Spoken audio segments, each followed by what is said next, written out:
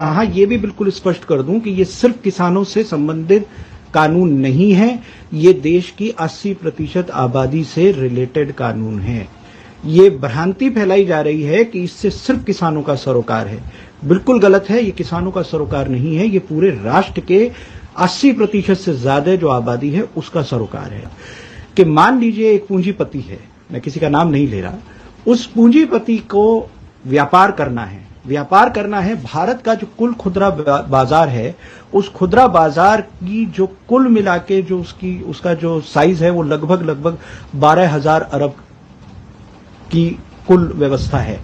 अब इस व्यवस्था के ऊपर अगर किसी की आंख गड़ गई है, किसी पूंजीपति की, तो वो उसको लेना चाहता है। और ये इतना बड़ा बाजार है जो कि दुनिया का सबसे बड़ा बाजार है, लिहाजा जो दुनिया की और बड़ी कंपनीज हैं उनकी भी नजर इसके ऊपर है।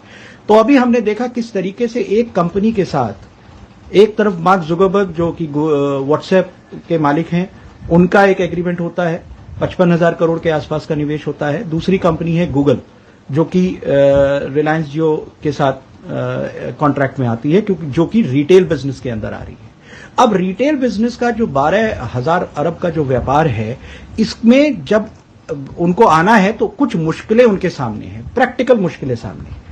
सबसे पहली बात यह है कि इस देश के जो मौजूदा कानून था, उस कानून में जो कृषि उत्पाद थे वो राज्यों के सरोकार थे, इसलिए अलग अलग प्रदेश में अलग अलग कानून के हिसाब से मंडियां समितियां चलती थी। मंडी में ही खेती किसानी के उत्पाद कोई दूसरा आदमी खरीद सकता था। यहां मैं स्पष्ट कर दूं कि किसानों को अपनी उपज बेचने से कहीं कोई रोक टोक नहीं थी।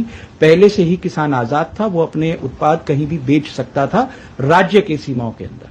लेकिन इसमें भी एक बहुत बड़ी भ्रांति लगातार फैलाई जा रही है। तो एक उद्योगपति को अगर इस व्यापार में आना था तो उसके सामने एक सबसे बड़ी दिक्कत यह थी कि उसे देश के सभी राज्यों में अपनी आड़त खोलनी पड़ती, सभी राज्यों के अलग अलग टैक्सेशन को मेंटेन करना पड़ता। कहीं पे 2% टैक्स है, कहीं पे 4% टैक्स है, 2 से 6% के आसपास का टैक्स वेरिएशन है पूरे देश के अंदर। तो इस पूरी व्यवस्था से उसको व्यापार करने में बहुत बड़ी दिक्कत और तकलीफ आने वाली थी। इसीलिए एपीएमसी एक्ट को डाइल्यूट किया गया। अब उस उद्योगपति को, उस व्यापारी को, उस पूंजीपति को कोई लाइसेंस कहीं लेने की जरूरत नहीं है। पूरे देश भर में से कहीं भी अपने एजेंटों को भेज के वो माल खरीद सकता है। तो ये उस व्यापार की व्यवस्था को आसान और सुलभ करने के लिए पहला एक्ट खत्म किया गया, जो कि एपीएमसी एक्ट है। अब जब उस व्यापारी ने माल खरीदना शुरू किया, तो जब उसने माल खरीदा है तो अब उसकी जो दूसरी दिक्कत है वो ये है कि मान लीजिए वो एक सीमा से अधिक माल का स्टोरेज करता है, क्योंकि जब माल पूरे देश में खरीदेगा तो स्टोरेज कैपेसिटी बढ़ेगी। तो उस स्टोरेज कैपेसिटी को वो बढ़ा नहीं सकता, क्योंकि जो उस अभी तक के जो देश के कानून थे वो जमाखोरी के खिलाफ थे, आप जमाखोरी नहीं कर सकते थे।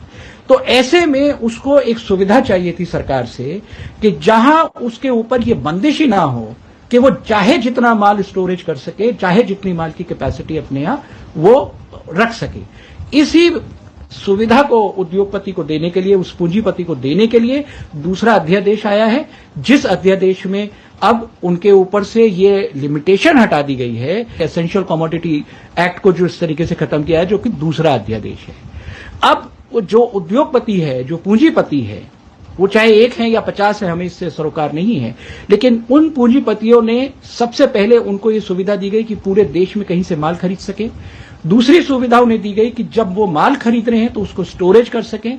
इन दोनों के लिए 2 नए कानून हो गए।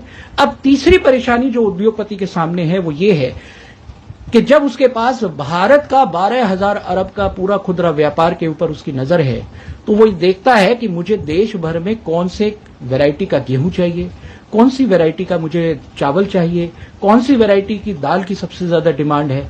आज की स्थिति में जो भारत का आम किसान है वो अपनी मर्जी के मुताबिक अपने यहां अपनी क्षेत्रीय आधार पर अपनी फसलों को उगाता है। वो व्यवस्था उस व्यापारी के लिए ठीक नहीं है।